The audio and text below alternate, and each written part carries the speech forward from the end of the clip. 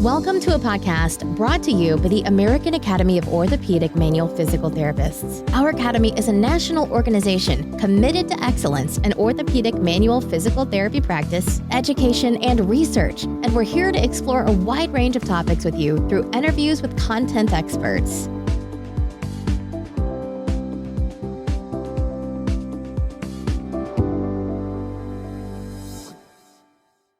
Hello, my name is Stephen Shaffer, and I'm one of the co-hosts of the AAOMPT podcast. I'm excited to bring to you another interview from our 2020 annual conference. Our guest today is Dr. Laura Fisher. Dr. Fisher is a clinical specialist at Michigan Medicine Specialty Clinic and also serves as the director of the Michigan Medicine Orthopedic Physical Therapy Residency program. She has experience presenting at a wide array of levels and also teaches and serves as a mentor within the residency program. Additionally, Dr. Fisher has experience as a principal investigator, co-investigator, and research assistant. We invited Dr. Fisher to the podcast because she was a presenter at this year's Academy Conference. Her presentation, which I'm very excited to talk to her about, was titled Multimodal Approach in the Treatment of the Hypermobile Patient. There's no doubt in my mind that this conversation will be educational, so let's find out what Dr. Fisher has to teach us. Dr. Fisher, welcome to the podcast. How are you today? I'm doing well, thank you. I'm very excited to be here today. Well, we are excited to have you. This is a topic that I think sometimes people disassociate with manual therapy. So I'm super intrigued and interested in what you have to teach us today, and I'm really excited to explore that interface between the patient population that includes folks with hypermobility syndromes and then, of course, manual therapy, etc. As we dive into that, let me just start off by finding out what got you interested in this patient population. Yeah, absolutely. My interest in this population is actually quite personal, as I myself have benign hypermobility. And I actually didn't know it until I was in PT school. You know, in PT school, we learn a lot about how to manage joints that don't move, but we don't really learn how to manage joints that move too much. And I had a professor that casually mentioned that, I think you're hypermobile. And that didn't really sink in until I got here to Michigan to do my residency. And in Michigan, I feel like we have an unusually high population of hypermobility and Ehlers-Danlos. And I realized this population, they're quite challenging. And there was a lot that I didn't know about how to treat them, but also how to manage my own symptoms, which I didn't really recognize were as great as they actually were. And so at Michigan, I learned a lot about this, and I did a lot of studying on my own, again, for self-management, but also because I feel like this population really got missed in our clinic. They would just say, well, you're a little flexible and you just need to exercise, but it's a lot more complex than that. That is precisely reflective of the same experience I've had, with the exception that, unlike you, I'm not on that spectrum of hypermobility, benign or otherwise. I'm actually the exact opposite. And I move approximately with the mobility and grace of a concrete statue. But more specifically, when it comes to individuals such as yourself, I find that a lot of people really, like you, don't know that they have some sort of above average flexibility level. And in addition to that, I find when I'm working with people that specialize clinically in hypermobility, they happen to be, like you, a person who is the professional who found out that they're on this spectrum of mobility. And then that pushes them to become interested in it. And I've seen that both within our profession, physical therapy, and medicine as well. And it seems to be a really good introduction. And I guess we could also say in some ways that's no different than a lot of the other physios that we meet, which is, for example, the patient with an ACL tear or some other type of sports injury that becomes interested in orthopedic or sports physical therapy. Yeah, I agree. I think that it really gives me a different perspective. And it also helps with that therapeutic alliance because I can relate to a lot of the things that they're feeling and give them strategies on a personal level, which I feel like is really helpful with this population in particular. I completely agree. And you're making me think of a couple of my common experiences as I work with this patient population.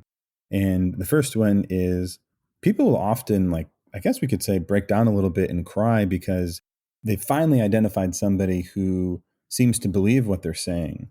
The second one is they'll often say things like, oh, so you believe me.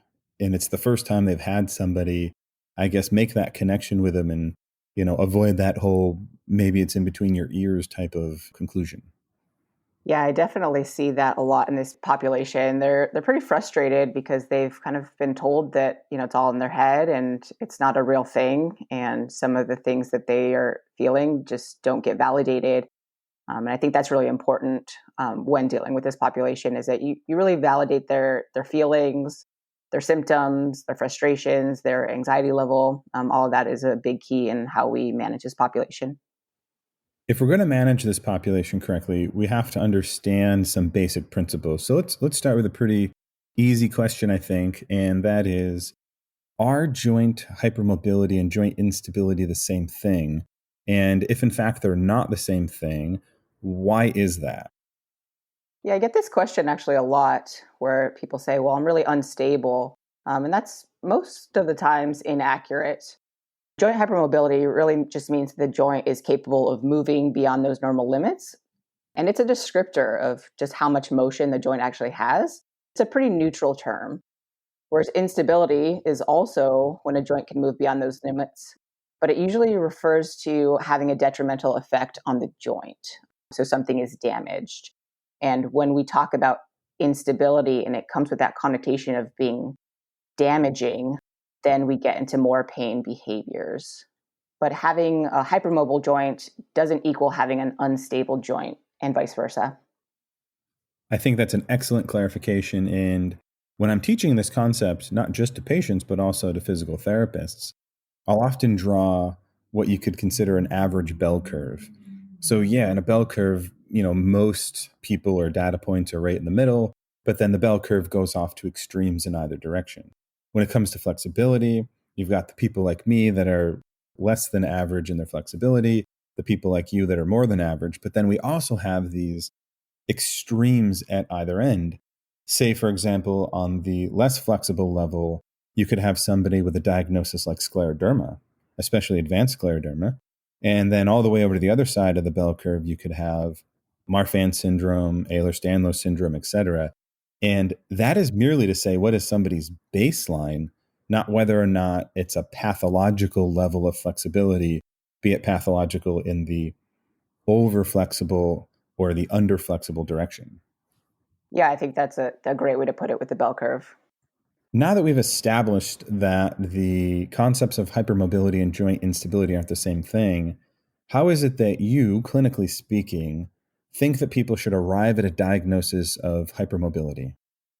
Well, I think the quickest way is just to screen in your clinic. I personally screen everybody that walks through my door. I usually use the Byton hypermobility scale. So it's a 9-point scale of flexibility. And it's just a generalized screen, including multiple joints in the body, including the fifth finger, the thumb, elbows, the knees, and the ability to put your hands flat on the floor. And that gets rated, 1 point for each positive. And usually the cutoff scores for being in that more hypermobile category is at least 5 points out of 9 if you're under the age of 50, above 6 points out of 9 if you're a child or an adolescent. And then over the age of 50, it's usually more like 4 out of 9. But you can also use the 5-point hypermobility questionnaire for those older folks. That's sometimes pretty helpful. In the event that you're interested in my score, it is a 0 out of 9. I have a little bit of disdain inside me from when I was a child and we had the presidential physical fitness test. And one of the tests was the sit and reach test. Like if you could score me a negative 15 on that, you probably would. I always felt a little bit, I don't know, maybe robbed or something because I could pass all of the other components of that fitness test. I was by default in shape as a child, by default of, participating in sports and whatnot. And I just always thought it was wrong to equate my level of flexibility on a sit and reach test with fitness. And part of the message I'm getting here from the beginning of our conversation is that we should probably have a more nuanced view of flexibility than the ideas we get, for example, from the presidential physical fitness test. Yeah, absolutely. I mean, I think it's really important to remember that hypermobility is really just a descriptor of how your joints move. It's not a diagnosis. Some of those diagnoses, when we get into the genetic conditions, two of which you already mentioned, Ehlers-Danlos and Marfan syndrome, there's different tests for those. So when we just screen our patients in the clinic, we're really looking for, are they a little bit more flexible? Do they have more mobility in their joints than the average person? But we can't really, in the clinic, say that they have this genetic condition. Even the hypermobility type of Ehlers-Danlos is really a diagnosis of exclusion. They kind of exclude all the other genetic factors because there's not a genetic test for hypermobility type of Ehlers-Danlos. It's really just criterion based. So it's really important that, this scale is something that gives you information. You can't make a diagnosis from it. It just gives you a better ability to treat the patient that's in front of you. And if they are really high on that scale, that should clue you in to do a little bit more investigation and see if they have some of these other components of a genetic syndrome, and are they where they should be in terms of, do you need to refer to somebody else to do a little bit more investigation? You've already started to dive into this topic, but let's take that a little bit further. And can you provide us more of an overview of the different types of hypermobility syndromes and why it's important for us to be able to identify the differences between them? Yeah, absolutely. There's really been a lot of good work in the past few years, really trying to better classify the individuals with hypermobility. And the term that's now the most widely accepted is called hypermobility spectrum disorders. So it's really just a group of conditions related to joint hypermobility. And I'll give you a few examples. So localized joint hypermobility, they can have symptoms or they don't have any pain at all.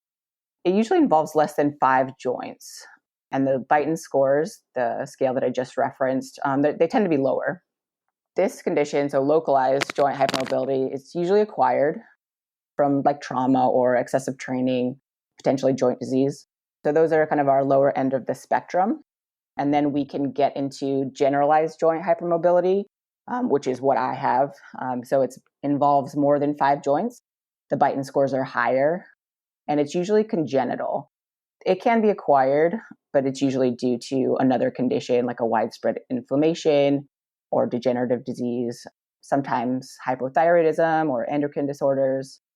And so that one is a little bit more involved, but you'll notice that those Beighton scores are higher and they usually have more complaints, usually have multiple body complaints, basically. And then the next on the spectrum is something we've already mentioned, but it's actually a genetic syndrome where hypermobility is just a component, so such as Ehlers-Danlos or Marfan syndrome. So if the flexibility in those latter situations is just a component of the overall situation going on, what are the other related clinical factors along with the hypermobility that a clinician should be aware of if they see a patient in this category within the clinic? Well, we'll talk a little bit more about the generalized hypermobility, just due to the brevity of this podcast and also of our talk at AAOMPT. We don't really have enough time to get into the genetic components of, what Ehlers-Danlos looks like. We talk a little bit about the hypermobility type in the AAOMPT presentation. But when we look at just generalized hypermobility, you usually see that they might have an increased risk of trauma. So micro trauma, just, cumulative effects of, overuse or daily use, or macro trauma. So they will often report dislocations or subluxations. There's usually a chronic pain component, I would say almost always. And that could be just an increased, pain signal. It could be due to peripheral or central sensitization. And then, some of the things that you'll see in clinic is that, their proprioception isn't great. Balance is usually not great as well. Just because they're trying to manage all of this motion at their joints, and they usually don't have the muscular strength or even body awareness to recognize what that feels like. They will sometimes say that, they really have disability with walking or stair climbing, things that most people can do with ease. And then endurance and fatigue are really big in this population. It's been noted that fatigue is sometimes the most disabling complaint with this population. They're just so tired all the time. And I think that's just due to a myriad of issues. But just remember that, one day could look quite different from the next day. And some of that has to do with just endurance and fatigue and what they did the day before, how they slept, what they ate. There's so many components here that can have that. Some of the other clinical findings that we see that we should definitely mention are POTS, or postural orthostatic tachycardic syndrome. So basically, they get a really high heart rate and a drop in blood pressure when they change positions. This could lead to kind of passing out. So you want to be aware if they have this condition, because it really does impact what you do with your treatment. And sometimes, that is so disabling that, you really just have to get them acclimated to activity in general before you can even start, strengthening or other treatment. Some other conditions that they'll often have is, GI dysfunction, pelvic, bladder dysfunction, urinary incontinence. So that's something that I do screen with my low back patients. And that should be a clue that, maybe we need to bring a different physical therapist on board that treats pelvic stuff, or even just a different physician. And then headaches are big as well. There's so many reasons why, but I feel like almost every patient that is on this hypermobility spectrum does complain of headaches, sometimes migraines, and sometimes just regular headaches. I think you just did a good job trying to summarize that. And you are, of course, absolutely correct to point out that there's a lot of potential information wrapped up into that one simple question. But overall, again, great job. These are, of course, the types of things that I think a clinician should be looking for. And what that means to me, in part, is that our management strategies have to be very broad and all-encompassing, and, of course, different patient to patient. How would you go about summarizing what that broad approach should look like on average or in general with a patient who's on that hypermobility spectrum? Yeah, absolutely. And it's quite complex, and it really does take a team. I think if you have the resources available to have a team approach, that's definitely the best way to go. There's a lot of other factors, psychosocial factors, that really can impact our treatment. Anxiety, again, fatigue, depression sometimes. And we mentioned this earlier, but frustration around their condition, the lack of awareness of their condition, and really the lack of acceptance that it's a real thing and it is impacting their life, even though they typically look relatively normal and healthy. Having that in the back of your mind really helps to, give you a good starting off point as far as making realistic goals and, having a team approach with the patient, but also bringing in those other providers as necessary. But we at Michigan use a, multidisciplinary approach. So PT, we often get ortho, which would be me. And then I call in some of my pelvic floor colleagues to help. OT is really important here, sometimes for splinting, sometimes just for pacing, posture, finding different ways to do their regular daily activities. Hand therapy is really helpful as far as splinting and bracing. Usually the hands are pretty complicated and pretty involved with some of these higher hypermobile patients, especially if they do have those genetic syndromes. Social work can be important. A psychologist or a pain psychologist is often somebody we'll refer to. And then just seeing if they really need a different type of physician on board, like cardiology or GI, rheumatology, anything like that. And then one that we wouldn't typically think of, but a dietitian is often pretty helpful just because of the GI issues. These people usually have motility issues. So they just aren't getting the nutrition that they need, especially when we're going to start an exercise program or a detailed strengthening program. Having the right nutrition is really important so that they can build better strength and have better endurance for just daily tasks. But as far as the physical therapy realm, what our role is, it's really multifaceted. You can't really use just one thing. As I noted earlier, these people all often have chronic pain, and they don't really understand what that means. So having some just general education on pain, but also some more detailed information on pain neuroscience is often helpful, especially when we are, they've heard the term unstable and they think that means damage. So now I shouldn't move. But, hurt doesn't always equal harm, as we're very aware of. And this is something that they've often never heard, and they really need to wrap their head around before we move forward. Manual therapy, obviously, is something that we have in our tool bag that we could use. And then exercise is really our biggest role here. And this can really vary. We need to know that, general aerobic activity is often limited in this population. So, we incorporate that, but also really specific strengthening on the whole body, really, especially when you get into those higher Beighton scores or the genetic syndromes. You really have to realize that you're not just treating one body part, you're really treating the whole person, because everything is related. And, some days they'll come in and say, oh, my knee hurts. And the next day it's my ankle. And the next day it's your hip. And, you really have to focus up and down the chain to get a better picture, or your prognosis isn't going to be as favorable.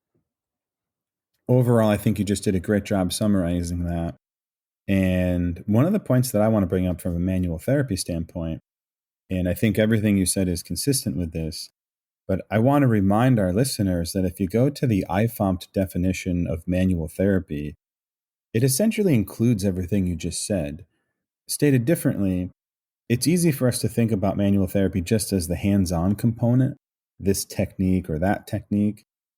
But our definition, and this has been the case for years, involves updated scientific evidence, clinical reasoning, manual therapy, therapeutic exercise, and the biopsychosocial model. We are supposed to, as expert manual physical therapists, we're supposed to be taking all of these factors into account.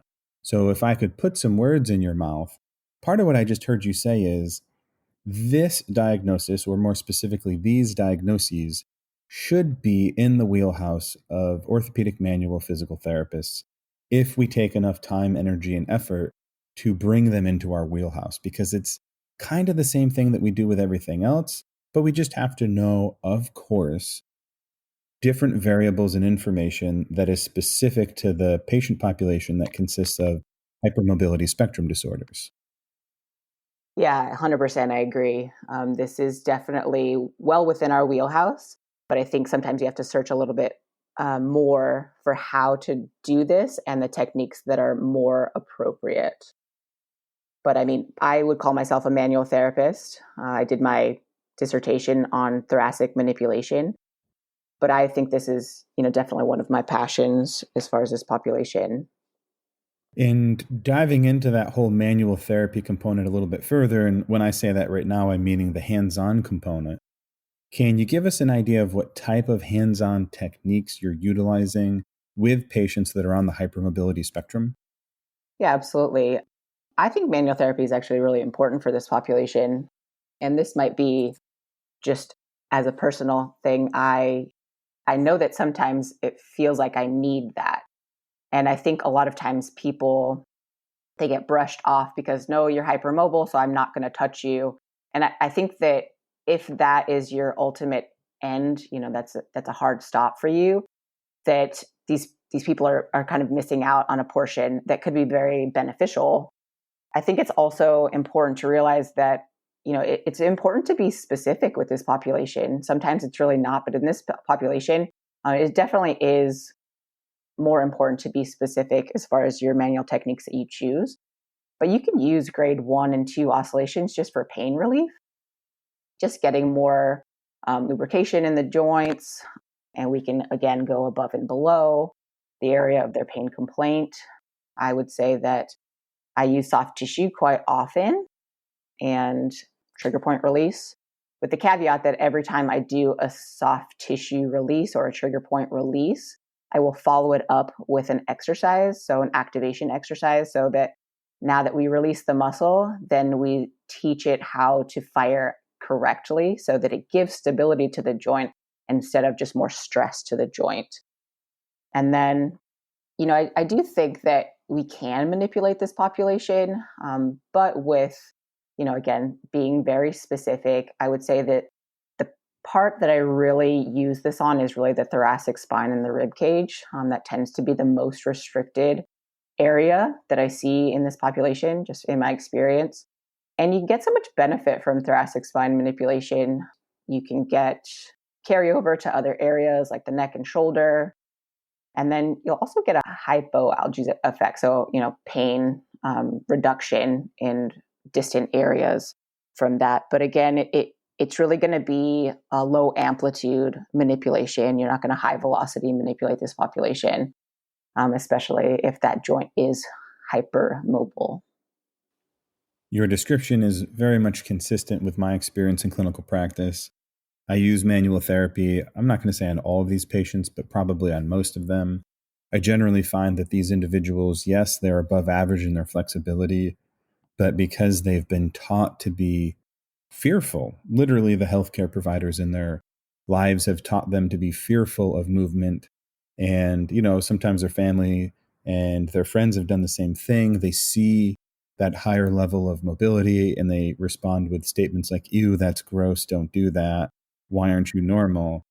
And then if I can come in and re-educate them on what's going on with their body and then help them gently restore their normal, manual therapy or otherwise, it typically makes them feel better. And that's the type of clinical, let's just call it outcome, that I wasn't able to get to earlier in my career. But after, the residency process, the fellowship process, and learning how to think better from my mentors, I was able to, slowly work my way into that realm. I totally owe that to institutions like AAOMPT, and I'm thankful to have been given the opportunity to help this patient population find what I think sometimes is a better pathway through healthcare. Yeah, I would completely agree with that.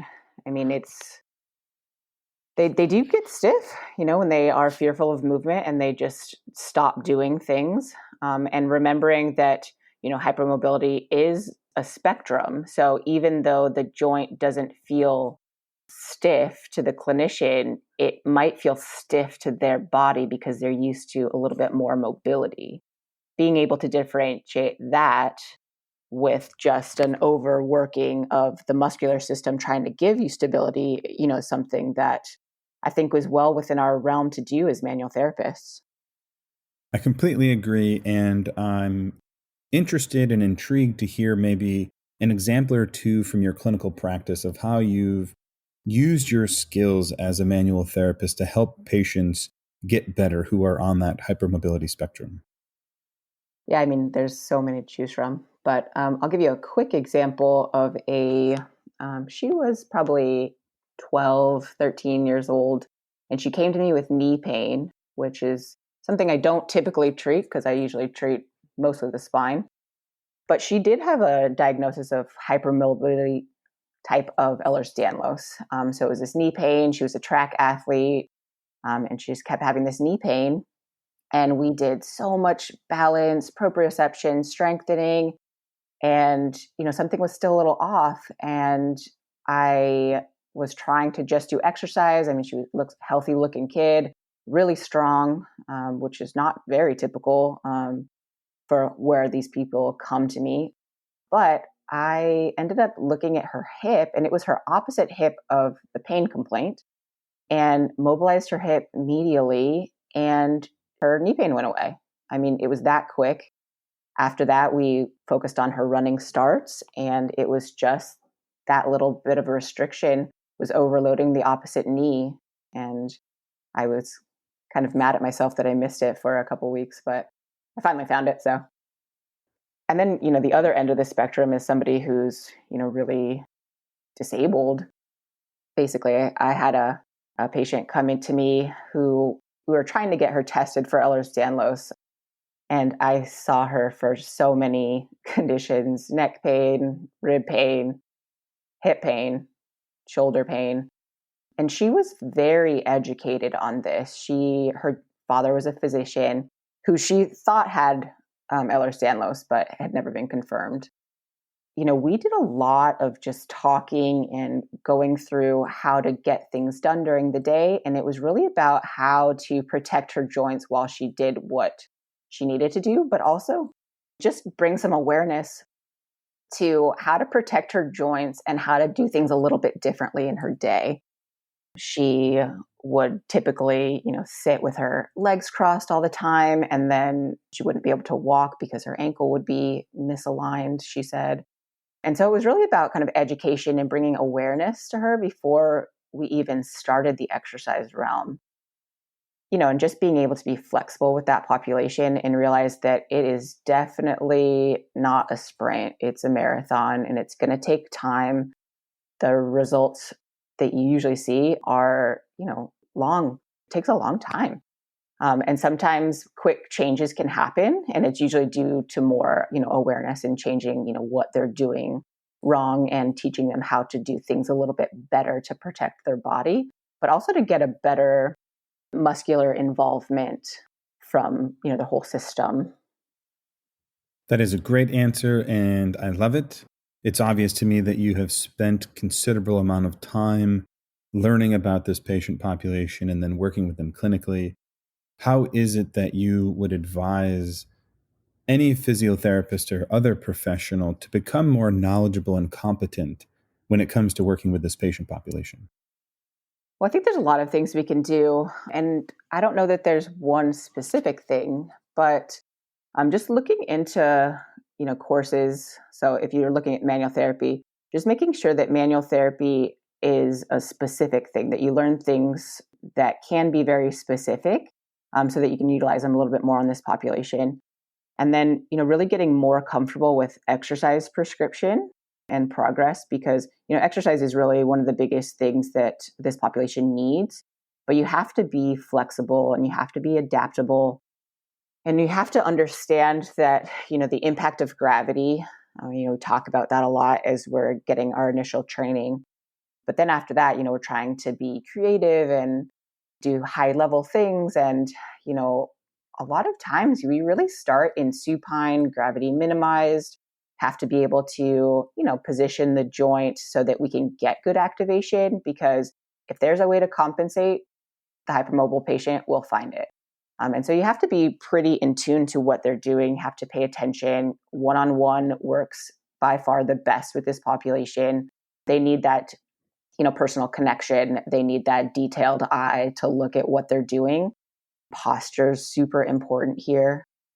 There's some good courses out there that talk about breathing, which can be really important with this population, just because we're, sometimes really ineffective breathers because we're using some of our big muscles instead of our smaller stabilizing muscles. But also the Ehlers-Danlos Society website has really good resources, and has really good resources for clinicians, but also for patients. And they talk about the hypermobility spectrum disorders. It's not exclusive to Ehlers-Danlos. They have, forums, patient forums, more information, resources, and, small groups that patients can connect and kind of share their story. And that in itself can be really helpful because, again, that's another validation that there's other people out there like me and that this is a real thing. And there's a lot of things that we can do to be better and to have better outcomes and to, basically live a normal functional life, which is the ultimate goal, I think, as physical therapists. I think that's spot on, and hopefully your suggestions can help send our listeners in the correct direction. Before we end, I just want to say thank you, Dr. Fisher. It has been a pleasure having you as a guest on the podcast today. I thank you for your time when it comes to sharing with our audience your knowledge and experience. And as you progress, moving forward as a clinician, educator, etc., I'd like you to know that we'd be honored to have you back in the future if occasion should arise. All right. Thanks so much for having me. This has been a production of the American Academy of Orthopedic Manual Physical Therapists. You can learn more about the Academy by visiting our website at AAOMPT.org. You can also find us on Facebook, Twitter, and Instagram by searching for our acronym, AAOMPT. The views and opinions expressed on the AAOMPT podcast are those of the interviewers and interviewees and do not represent the official position of AAOMPT. The information presented should not be used as personal healthcare or clinical practice advice. If you need to find an expert orthopedic physical therapist near you, then check out the Find a Fellow feature under the Public Resources tab at www.AAOMPT.org, which you can find in the show notes.